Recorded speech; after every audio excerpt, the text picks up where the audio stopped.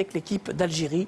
Regardez ce document exceptionnel raconté par Christophe Estagno et Guillaume Priou.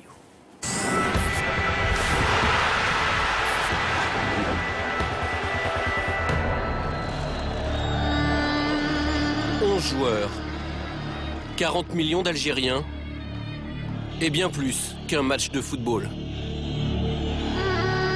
Toute l'Algérie est dehors actuellement en train de nous attendre et de nous supporter. Donc cette image elle est ancrée dans nos têtes pour fêter la victoire et la qualification Inch'Allah avec après le match. On n'est pas des joueurs, on est des ambassadeurs. Quand on voit qu'est-ce qui se passe, tu te dis c'est bon, c'est pas un match de foot, tu vas en guerre, on dirait... C'est les matchs qui parlent d'elles-mêmes, quoi.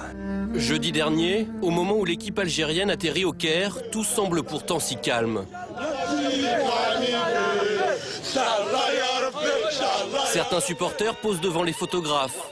Des scènes de fraternité rassurantes entre deux nations qui partagent la même langue, la même religion. Nous sommes des frères pour toujours. Mais entre l'Algérie et l'Égypte se joue une unique place en Coupe du Monde. Un ticket si convoité qu'il engendre les pires excès. Un piège se prépare. Des supporters égyptiens incontrôlables et des policiers débordés, incapables de protéger les Algériens. C'est la police qui a frappé là. Ils nous ont attaqués là. Au lieu de nous protéger, ils ont commencé à nous frapper. Ça se peut pas. Ça se peut pas.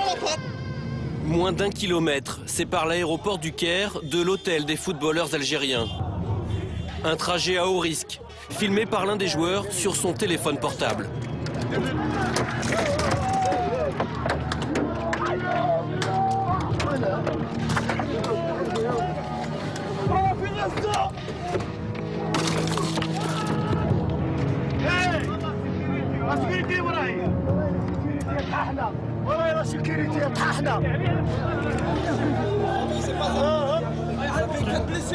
Qu'est-ce qui s'est passé, Majid? Qu'est-ce qui est passé?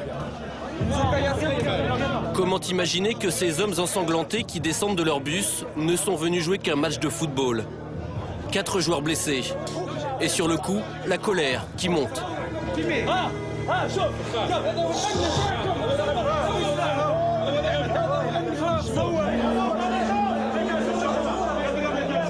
Imagine un joueur, il prend ça dans la tête. Imagine. C'est ça le football. C'est ça le football. J'ai vu la pierre qui est venue. Heureusement qu'elle était un peu amortée par le réseau. Et après, on est rentré dedans. Quand on sonnait, je me suis caché. Comme tous les autres, ça venait de partout. Il y a un morceau de verre qui a pénétré à l'intérieur de la plaie. On attend pour la suturer. Il y a qu'il y ait une constatation de la FIFA. Et après, ils te disent, on est des frères. Quels frères? Ça, c'est des frères? Regarde l'accueil. Quel accueil? Ils te disent l'Algérie. Quel accueil? Là, en Algérie, on n'a touché personne. En Algérie. Il n'y a personne qui t'est touché. Ça, parce que, pour qu'ils voient les gens, c'est pas un joueur. Après, ils te disent, on est des frères. On n'est pas des frères. On va la gagner. On va la gagner. On va gagner. On va gagner.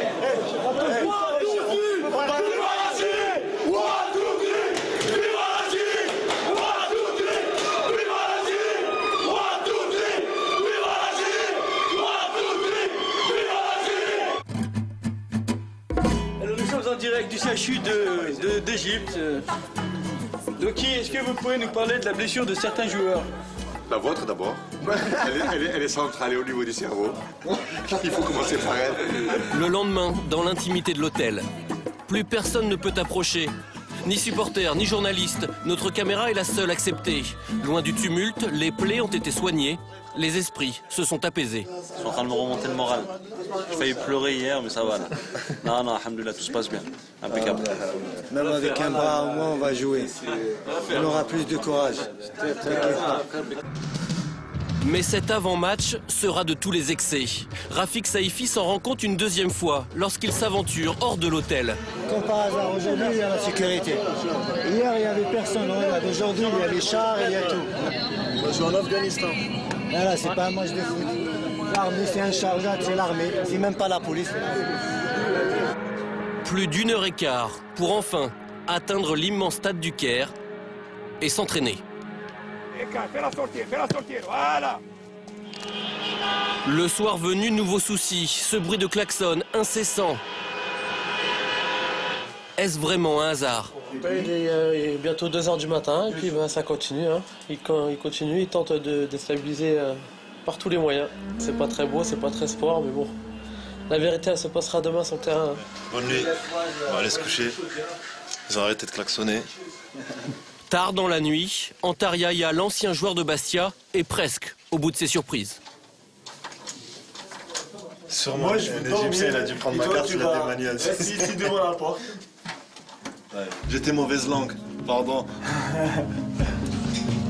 Jour de match.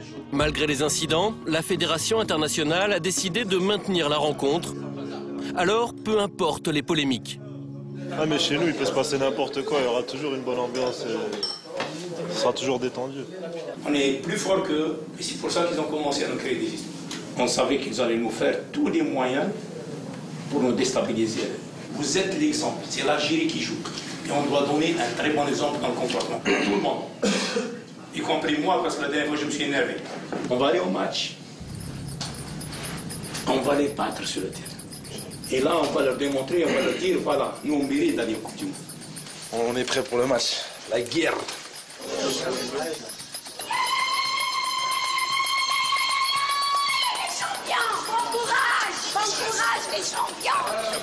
Partout à Alger, partout dans le pays, des places de village au restaurant, un peuple espère.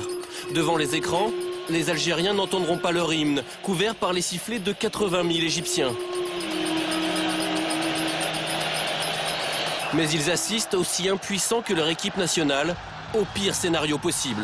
Première alerte dans le périmètre algérien, ça a failli être l'ouverture du score. Et Lounas Gawawi en 2 temps. Le premier but des Pharaons, dès la 2e minute. Une défaite par un but d'écart qualifie toujours l'Algérie. Mais il suffit que l'Égypte marque une 2e fois pour que les deux équipes se retrouvent à égalité parfaite au classement. Tout serait remis en cause, un match d'appui deviendrait nécessaire. On joue la dernière minute du match. C'est bien joué par Bouguera, une fois de plus. Oh là là, technique, oh là là là là. Égalisation égyptienne alors qu'on jouait les arrêts de jeu. Ainsi est fait le football.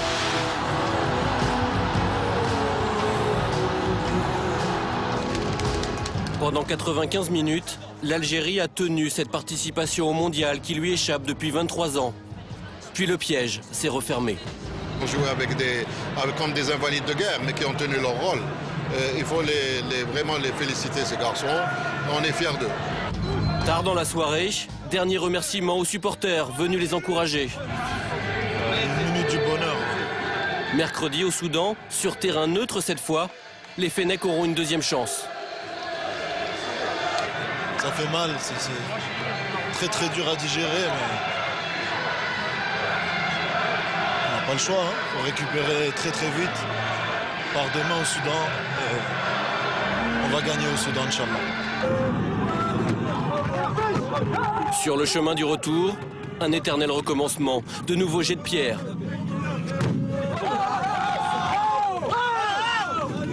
Mais cette fois du fond du bus, malgré la tristesse, malgré la colère, s'élèvent quelques chants comme une réponse aux attaques, comme un signe de plus